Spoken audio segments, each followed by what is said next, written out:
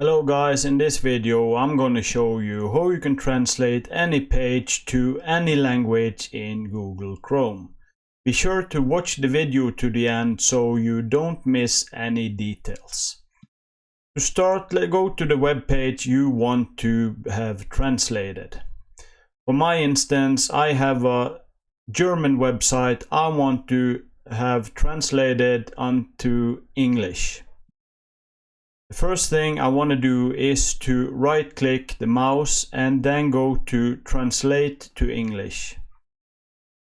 If you don't want to translate it to English but you want to translate it to a different language, click the three dots here and then go to choose another language.